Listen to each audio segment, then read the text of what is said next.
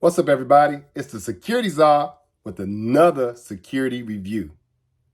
Let's talk about this clown right here, Robert Kennedy Jr. Kennedy has been in the news again, petitioning for Secret Service protection for a second time. I mean, they're very open about what they're doing, and they're also now debating another recommendation that I be made to pay for all the primaries. So it's they're not hiding anything. They're trying to make sure that I can't participate at all in the political process. And the reason why I shot this video anyway is because I suspect that the Kennedy clan was trying to pull off a slick publicity stunt in Los Angeles. But we'll get to that later, so keep watching because I'd really like to hear your input on this. For those of you who don't know, Kennedy is running for the President of the United States.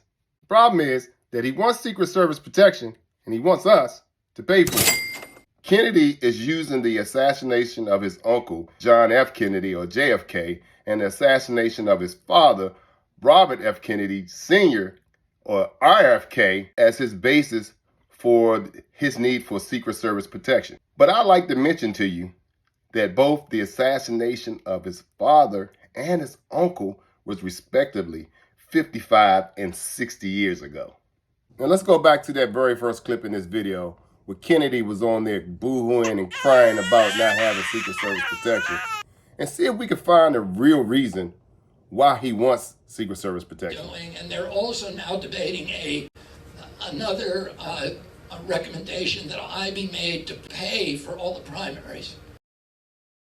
Now, for those of you who attentively and intuitively listen, you'll hear what the real issue is. Let's rewind that back. I be made to pay for all the primaries. Pay for all the primaries. Pay for all the primaries. The real issue is that he doesn't want to pay. He wants you and I to pay for his protection, which I think is preposterous, to say the least. This man was arrested a couple of weeks ago at a Kennedy campaign event. Reports say that he had 2 firearms and a U.S. Marshal's badge, and that he claimed to be a part of Kennedy's security detail. They also say that he went to other members of Kennedy's security detail and demanded to speak with them.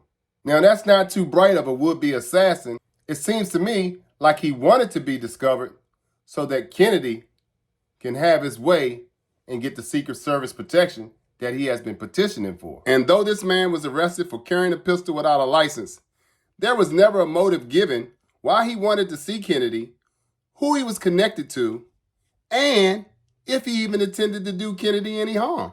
Kennedy's camp tried to connect this man to QANON, called him a radical amongst other things, but they never provided us any evidence to support these allegations. I'm not no rocket scientist, but at best, we're dealing with spin and propaganda.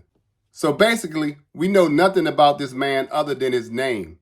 There has been no statement taken from this man for a follow-up investigation, nor has the news media even made an attempt to interview him. And I find it ironic and suspicious that out of all of the 18 presidential candidates, that Kennedy is the only one who is petitioning for Secret Service protection, and then when he didn't get it, comes up with some crazy stunt to get attention and to get his way. And since we're going back into history, because Kennedy likes to time travel, to use the past to dictate his present and his future, I think it's only fair that we look at all of his history. Let us not forget that Kennedy was a heroin addict for 14 years. I feel like I was born an addict, that I was born with like an empty space inside of me, that I didn't want to be taking drugs, and I didn't understand why I kept doing it. I'm just playing devil's advocate, but could it be that the man that went to Kennedy's campaign in LA was there to collect the drug debt? If they expect U.S. citizens to pay for this man's Secret Service protection, we need the truth, the whole truth, and nothing but the truth. We have to do our due diligence and ask the right questions. So if we're left to foot the bill, we know we're doing it for the right reason. And today, this has just been all fluff, and there are no right reasons. There's nothing even that sounds remotely close to logical why we would pay $30 million to protect this man who's a recovering drug addict and who doesn't have a cold chance in hell to win anything, let alone a presidential election. Listen to what Larry O'Donnell had to say about RFK Jr. on his MSNBC TV show. I've been very reluctant to speak about Robert Kennedy Jr. on this program because I have not wanted to enable his access to the drug addiction that he has never conquered, the drug addiction that has been with him for all of his adult life, the addiction to attention. It is very clear his campaign for president is nothing but a stunt. He will not win a single primary. Joe Biden is going to be the Democratic nominee for president, and Robert Kennedy Jr. is not. It also took a while for me to respond to RFK's publicity stunt because I didn't want to give this thing any more life than it needed. Now check out this next clip of Gavin DeBecker that RFK Jr. posted on his Twitter account. For many at-risk public figures, including for my dear friend and now presidential candidate, Robert F. Kennedy Jr. It's odd that we're protecting him because since 1968, presidential candidates get Secret Service protection. That started immediately after Senator Robert Kennedy, Bobby's father, was assassinated at a campaign event. Immediately, Secret Service began protecting candidates, and by Election Day that year, 12 candidates were getting protection. But the Biden administration has refused to afford Secret Service protection to Bobby Kennedy Jr. I must note that DeBecker is a security expert, but he's also a friend to RFK Jr. and a huge donor to the PAC. I have a huge respect for DeBecker and what he's done in the security industry. I'm speaking to let you know I have no ill will against DeBecker at all. I'll show you that I'm currently reading his book in just 2 seconds, and you can see his name there on the bottom. And the only issue I have with DeBecker on his video is that the information that he gave is skewed. He said that all presidential candidates get Secret Service protection, and that's simply not true. Only major presidential candidates and president-elects get Secret Service.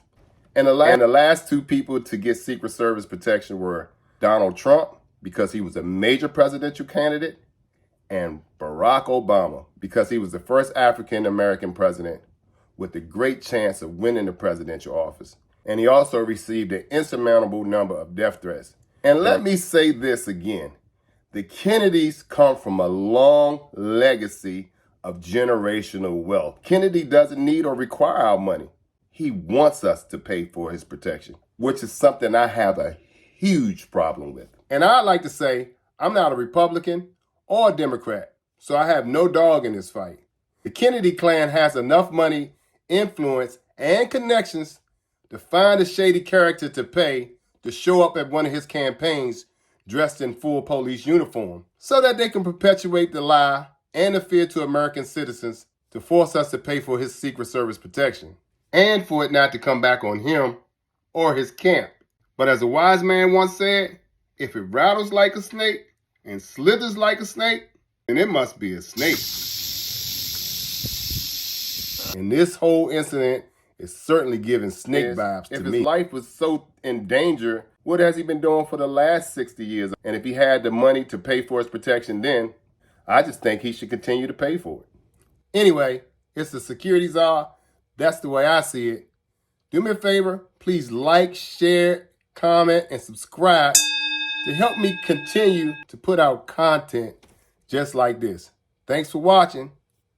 Peace. I'm out.